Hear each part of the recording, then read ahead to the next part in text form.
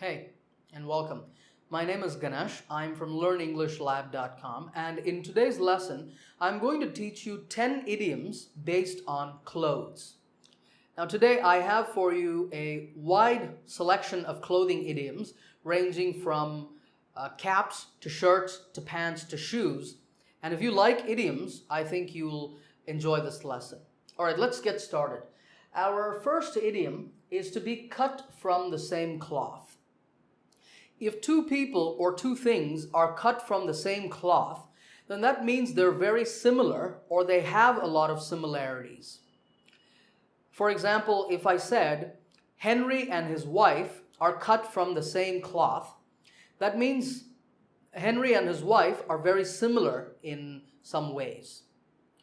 Now, if you think about it, if two pieces of clothing, let's say two shirts, for example, are made from the same cloth, they're going to look the same or they're going to look similar. That's the idea behind this idiom. Or let's say that I have a new boss in my office and someone asks me, hey, how do you like your new boss? And I say, he's cut from the same cloth as the old one.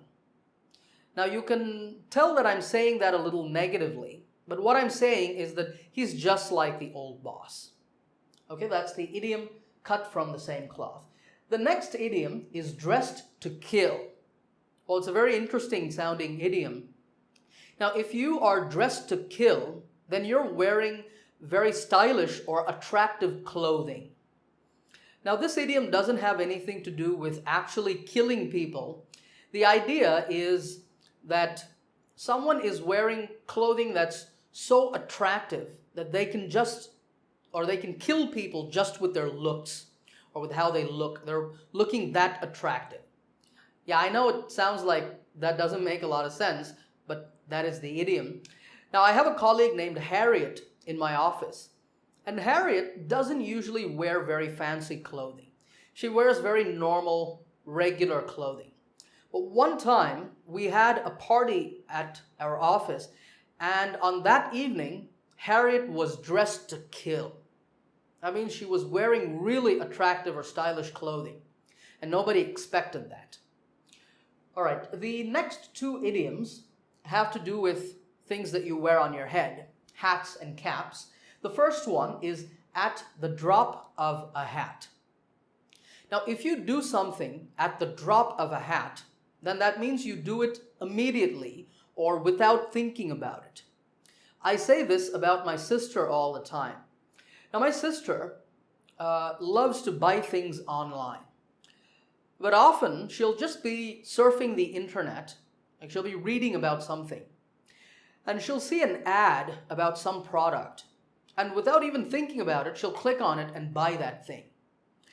And we can say that my sister will buy things online at the drop of a hat. That means almost for no reason, or at least no reason that we can understand. The next idiom is a feather in one's cap.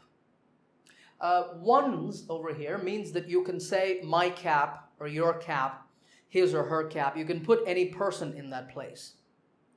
A feather in your cap is an achievement that you're very proud about. For example, winning the national swimming championship is a big feather in Tom's cap. That means it's a big achievement that Tom is very proud about. You can also use this idiom to talk about your own achievements. For example, I could say, getting that promotion is a real feather in my cap. That means I'm very proud about getting that promotion. Okay, next we have a couple of shirt idioms. The first one is to keep your shirt on.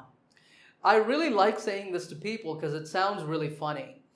This is something we say to a person who is acting very excited or who can't wait for something. Like if you and your friends have planned to do something, and one of your friends is really excited, and he or she is saying, hey, let's go, I can't wait, I want to see the movie, or I want to go to the amusement park.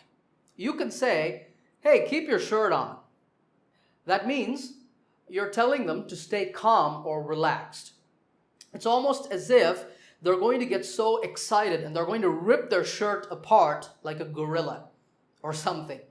So you're telling them to be calm. You're saying, keep your shirt on.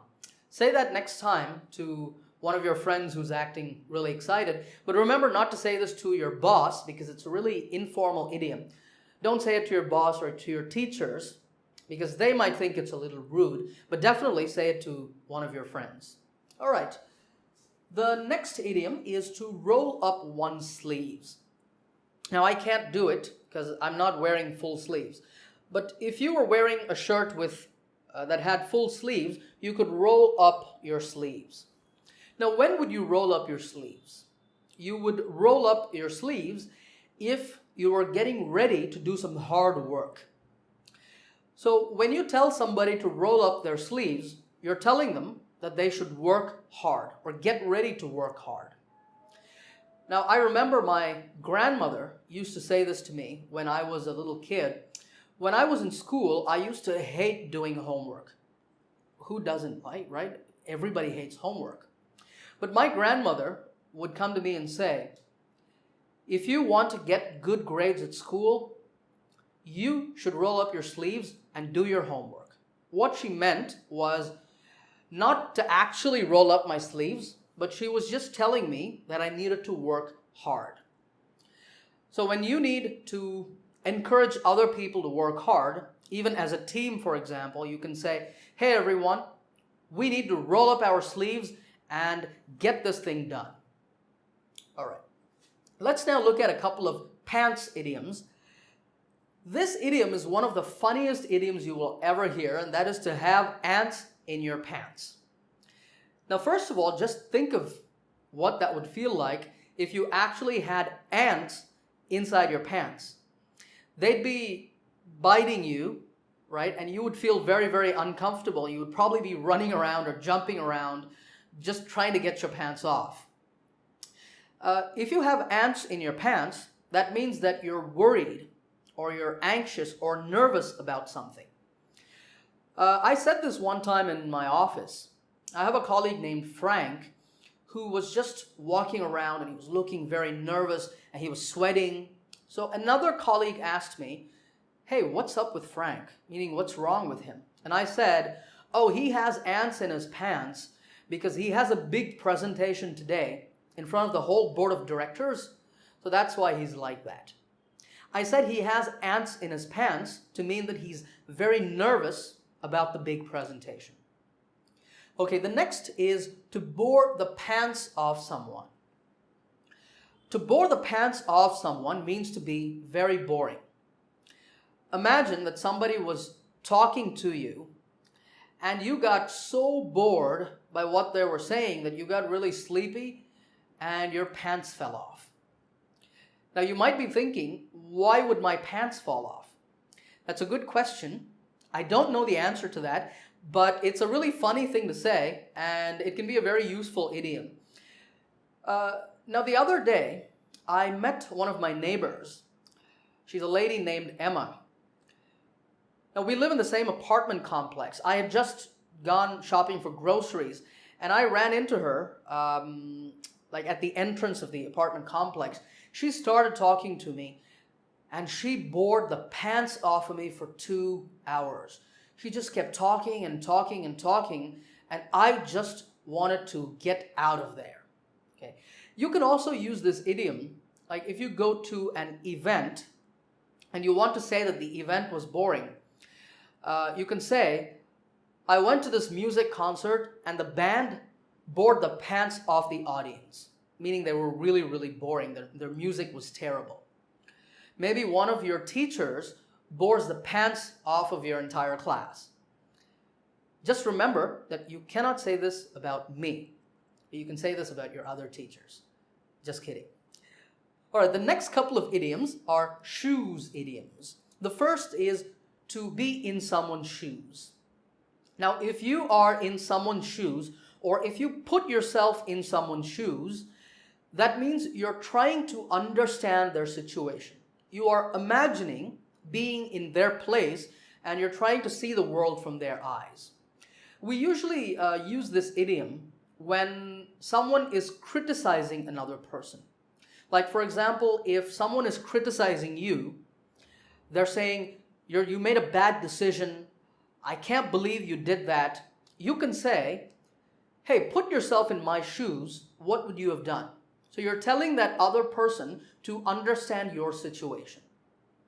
Another common way we use this idiom is we tell someone to put themselves in another person's shoes. For example, you can say, put yourself in the president's shoes, what would you do?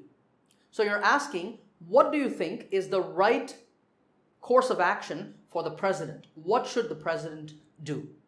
So you're saying, put yourself in the president's shoes, what would you do? Okay, our final idiom is to fill someone's shoes, and this is slightly different from this previous idiom, because to fill someone's shoes means to take on another person's duties or responsibilities or their job. And often, in fact, most of the time, we use this idiom negatively. So we can say,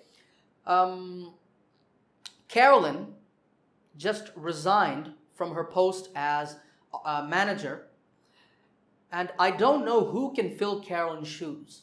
Or I don't think anyone can fill Carolyn's shoes. It's as if that person is a giant. Well, not physically, but at least in terms of their skills or abilities. They're a giant and they have these really big shoes. And if anyone else tried to step in their shoes, they cannot fill those shoes. The shoes would look really big and awkward. So the idea is that nobody can do the job as well as that person. So remember, I said, I don't think anyone can fill Carolyn's shoes. All right, those are our 10 idioms. Let's do a quick recap of them. The first is to be cut from the same cloth. That means the two people are similar to each other. Like Henry and his wife are cut from the same cloth. If someone is dressed to kill, they're wearing very stylish or attractive clothing. If you do something at the drop of a hat, then you do it immediately or without thinking about it. A feather in your cap is a big achievement that you're really proud about. When you tell someone to keep your shirt on, you're telling them to stay calm because they're acting very excited or they can't wait to do something. You can tell people to roll up their sleeves when you want to tell them to get ready for some hard work. If someone has ants in their pants, then they're worried or nervous or anxious about something. We say that someone bores the pants off of someone else when that person is really boring. You put yourself in someone's shoes to try to see the world from their eyes and to understand their situation.